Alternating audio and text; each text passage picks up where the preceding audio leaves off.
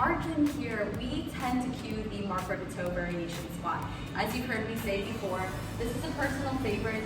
If you're using a barbell, it is a low bar squat. I noticed that in the gyms, most people tend to squat 5 bar, which means that you're resting the barbell or weight over your trap at the base of your neck, whereas low bar could be just at the connector of your delt, then the mid-height of your shoulder blade. So, considering that as where your barbell height would be, if you're not using a barbell, you're just trying to maintain a center of gravity that is, of course, your center of gravity. So we're going to turn our toes out here 45 degrees in either direction, and we're going to bend our knees slightly. Before we go into our squat position, our hips are going to drop back, and my chin is going to tuck to my chest. A lot of people can feel some tension in their spinal erectors here, which we can fix just by pushing our glutes out a little bit further and our knees out a little bit further consciously. In the squat itself, you brace your core and you take a deep breath at the top of the movement, filling your internal abdominal pressure all the way out and feeling your abdominal wall pushing out and flexing your spinal erectors back. The reason for this is that when we do have weight on us, we're going to be as tight as possible. If we have any slack in our upper body, our lower bodies will never have the opportunity to prove its strength to us. So very important that we have a rigid foundation all the way down and a solid connection from the ground up where everything is working in a tight and intentional way. So hips are back, knees are out, feet make full contact with the floor, spreading your toes, and my chin is down to my chest. I'm going to take a deep breath. And I'm going to drop my hips back first, driving my knees out until I sit in a deep squat, which is below parallel. I still haven't exhaled, so I'll come all the way up, driving my knees out as a cue, and I exhale at the top. All breathing begins and ends at the top of the squat to find your rhythm for appropriate bracing. So inhale.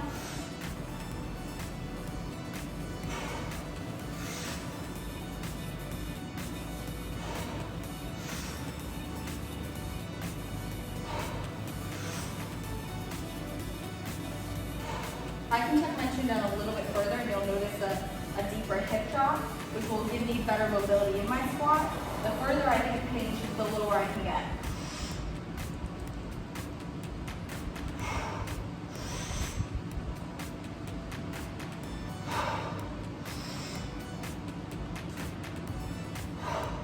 If you're weighting this movement by taking dumbbells or kettlebells or weighted gallons or a backpack, you want to keep that weight as close to your center of gravity as possible. The way you weigh yourself is going to very much so change the muscles that you're engaging. So if I'm doing a front squat, it'll become a much more quad emphasized movement. If I'm holding the weights by my side, my knees are much more likely to collapse in, so I have to work to drive those out further. If you are holding a backpack, you're going to want to teeter back and you're at risk for alpha-toes. So you have to make sure that no matter the way you counterbalance yourself, you're always trying to come back to that center form. And of course, ideally, if you can use a barbell, I would love that. My second favorite tends to be going into the goblet position or a low goblet position where everything is so close to the center of your gravity and the weight is between your hip bones, just beneath your pelvic bone, following the center all the way down.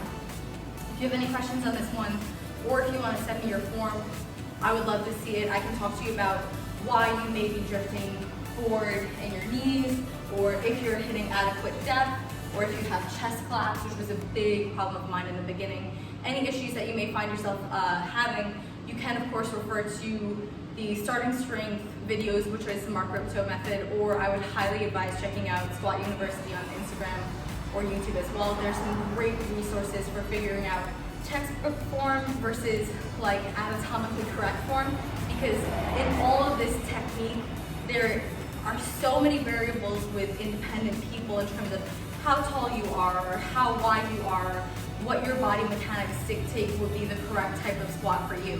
So if any of those modulations are making your squat individually more challenging, or you're running into certain roadblocks or feeling a certain way, I would definitely consult a professional. You can send it to me, or you can compare notes based on your video to some other videos of athletes that are in a similar physical shape to you.